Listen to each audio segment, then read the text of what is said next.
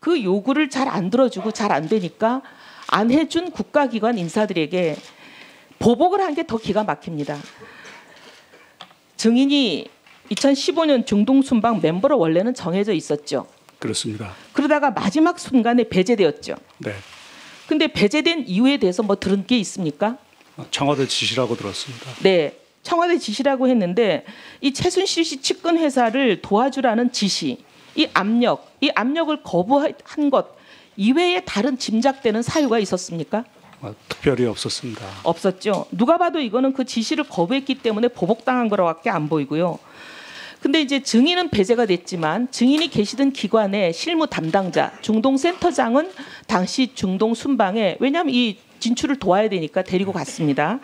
갔는데 현장에서 부당한 압력에 지속적으로 시달리다가 중동 현장에서 이 실무자가 도저히 못 견디고 중동센터장이 사표를 2대 1로 증인에게 한국으로 보냅니다. 그런 적이 있었죠. 그렇습니다. 그러면서 뭐라고 얘기를 했냐면 이런 상황에 너무 염증을 느낀다. 이제 더 이상 대한민국 정부 일에 관여되기 싫다.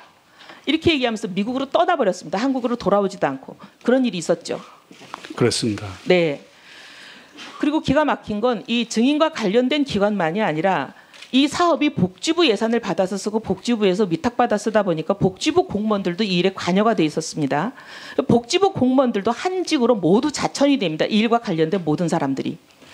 이건 정말 기가 막힌 상황인데 그리고 나서 이것으로 끝나지가 않고 돌아와서 중동 순방이 끝나고 나서 증인이 원장으로 계셨던 그 진흥원이 장장 5개월에 걸쳐서 대규모 감사를 받은 적이 있죠. 그렇습니다. 이 감사 받아서 잘못한 게 드러난 것도 없었습니다. 근데 우리 진흥원은 원장으로 계셨던 증인이 원장으로 계셨던 그 진흥원은 원래 증인이 취임하기 전에는 경영평가에서 D등급을 받는 어떻게 보면 상당히 우량하지 못한 기관이었습니다. 근데 증인이 취임하고 나서 평가가 B등급으로 올라갔죠. 그렇습니다.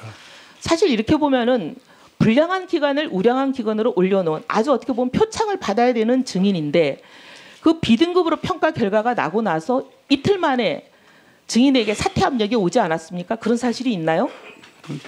그 직후에 그런 있었죠. 권고 사직을.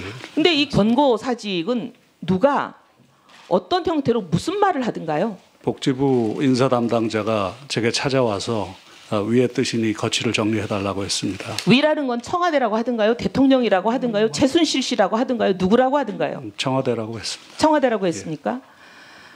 기가 막히는 상황입니다. 이게 도대체 문체부에만 국한된 최순실 씨 아니면 최순실 씨가 아닌 그 이후에 있는 막강한 권력인지 규명되어야 할 사안이지만 이 문체부에만 국한된 것이 아니라 보건산업진흥원 그리고 복지부까지 망라하는 각종 출연기관에까지 종횡무진으로 생사여탈권을 마구잡이로 휘두른 국정농단 세력의 민낯을 특검이 국민 앞에 낱낱이 밝혀야 될 것입니다. 우리 증인께서 하고 싶은 말씀 참 많으실 텐데 이 자리를 빌어서 국민들께 이 일과 관련한 소회를 좀 밝혀주시기를 바랍니다. 저는 학자로서 20년 동안 연구한 것을 국가를 위해서 실천해보고자 정말 열심히 일했습니다. 그런데 그런 기회를 박탈당한 것이 아쉬웠지만 최선을 다했기에 후회는 없습니다. 다만 현 시점에서 안타까운 것은 16개월 동안 짧은 기간이었지만 아부다비 보건청 장관과 신뢰를 쌓아서 당시 우리 대사께서 금맥을 뚫었다고 평가하셨던 계약을 마무리 짓지 못하고 나온 것이 참 아쉽습니다. 감사합니다.